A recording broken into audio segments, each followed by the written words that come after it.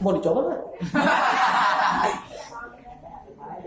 Jangan saya diculik, kasihan penculiknya, saya makan banyak,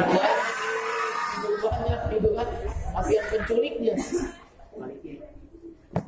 Apa ucapan pertama saya? Innalillahi wa inna ilaihi raji'un. Ketika berita ini diketahui bahwa ini adalah pengakuan kebohongan. Maaf, kalau ada yang bilang hoax, ini bukan hoax.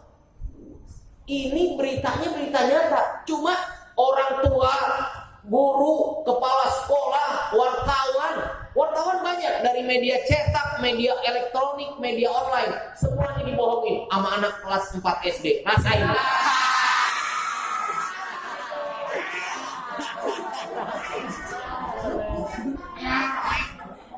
Wartawan kepo, orang tua murid, mohon maaf, hari Selasa itu orang tua murid pada ngejemput semuanya karena beritanya viral.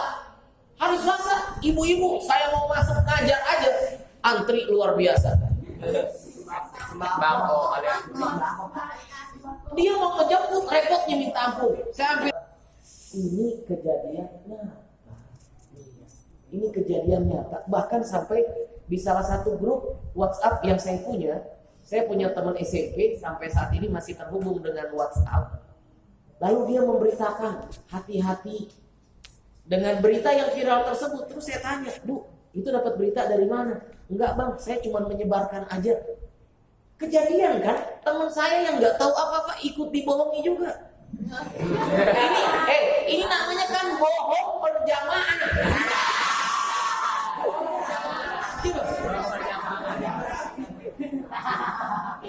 Luar biasa, anak kelas 4 SD dan sampai saat ini berita yang real terjadi. Kalau saya buka di YouTube, beritanya sudah banyak dan komentar yang ada di berita tersebut, mohon maaf, ini anak jadi dibully, ini anak jadinya saat ini adalah tersudut akibat apa? Kebohongan yang dia lakukan. Na'udzubillah min dzalik. Ayo jangan pernah bohong. Bohong yang kita lakukan efeknya luar biasa.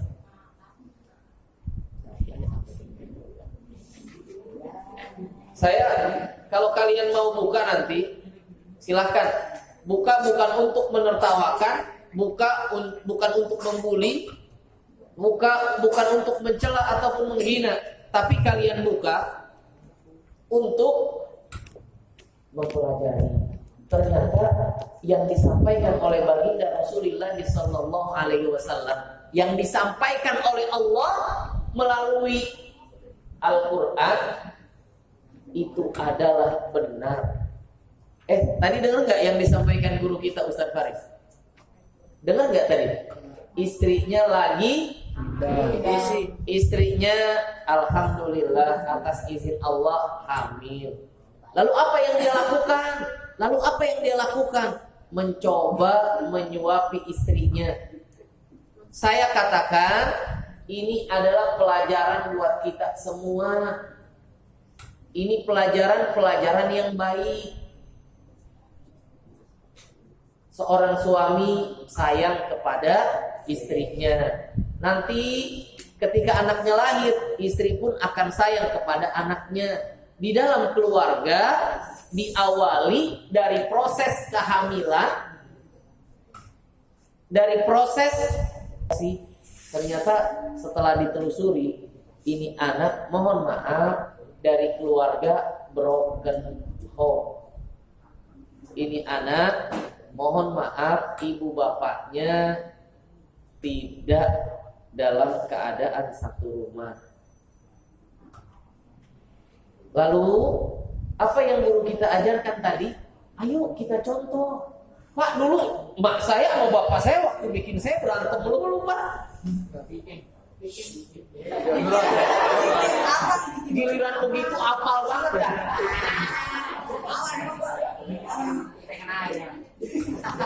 Kalaupun kita tidak mengetahui, maka saya ajarkan apa yang telah diajarkan oleh guru kita tadi. Ayo ciptakan keluarga yang harmonis.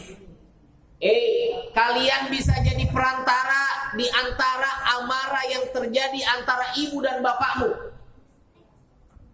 Nih, wasilah yang udah diajarkan nih, sholawat, qasidah. Maaf, sholawat itu ngadem, sholawat itu dingin, sholawat itu membuat suasana jadi sejuk.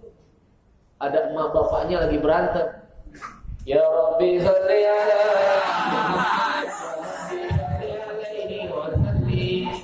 nggak jadi berantem sama bapaknya. Coba aja jajalin.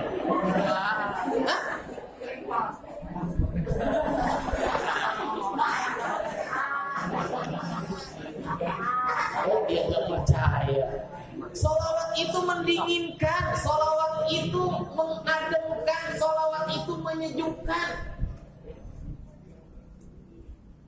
Ntar kalau emak sama bapaknya lagi berantem di rumah, coba. Makanya jarang. Itu Habib Syekh, itu Habib Hasan, pengikut sholawatnya luar biasa. Nggak pernah ada yang tawuran lagi sholawatan, nggak ada. Belum pernah terjadi ya. Yang mana ada? Bukan yang mana ada. Emang sholawat itu bikin adem, sholawat itu bikin dingin. Ini, Coba bola, coba konser, coba deh. Jadi kalau ketika kita hadir saat ini kita hadir saat ini baca sholawat, baca maulid. Coba, yang benar-benar tadi baca, adem banget. Saya gara-gara Sabtu kemarin, YouTube tuh seharian tuh malam minggu. Saya YouTubean aja udah. Apa yang saya baca? Robbi faj'alna minal ahya. Allah, Allah, Allah, Allah. Itu bikin adem. Ini jangan-jangan sampai tahu dia. Karena kita berebut wifi tidak. Jangan-jangan ini anak yang berbohong. Mohon maaf di rumahnya karena orang tuanya yang sedang punya masalah, lalu tidak coba ikut majelis, lalu doyan banget nonton sinetron, punya cita-cita jadi pemain sinetron, ditanya sama kepala sekolah, ditanya sama komite, lebay.com. Maaf, polisi itu punya cara. Polisi punya cara bagaimana untuk mengetahui tingkat kebohongan. Dan ada alatnya. Tahu, polisi itu punya alat untuk mengecek kebohongan. Apa nama alatnya? Lie detector. Ngerti nggak lo? Kayak iklan nih. Indomie mulu kayak pengantin warung makanan tuh. Ada alat namanya lie detector. Itu alat untuk mengetes kebohongan. Nih orang bohong apa benar nih? Itu bisa. Oke, jangan coba-coba. Dan ternyata di depan Jalan Tanjung Duren Dalam 5 itu ada warga yang punya CCTV. Dan di balik itu, hati-hati yang suka nyolong cilok sembarangan. Bukan cilok lagi kencing di rumah cilok.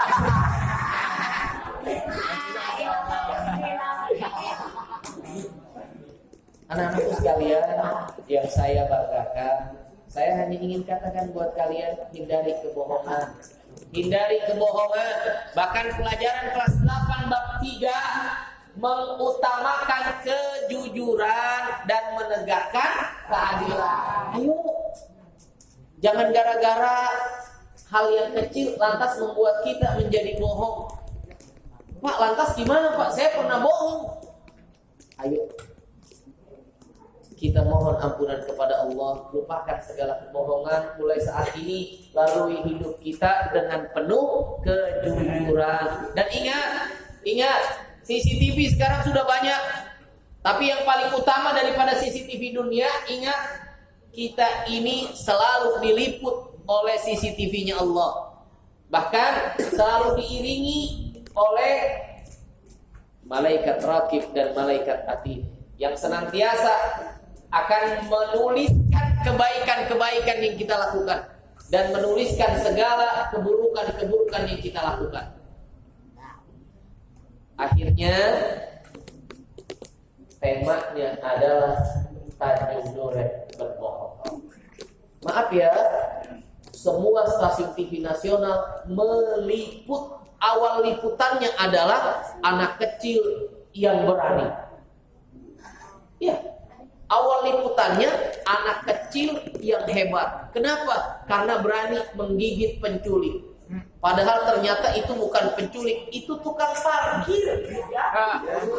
Tukang parkir melalui CCTV yang ada. Lihat di YouTube, lihat di Facebook, saya menyaksikan tukang parkir bilang minggir karena pintu dari mobil yang sedang parkir mau dibuka. Ini anak lebay disuruh minggir, bilangnya mau diculik. Kebanyakan makan mecin.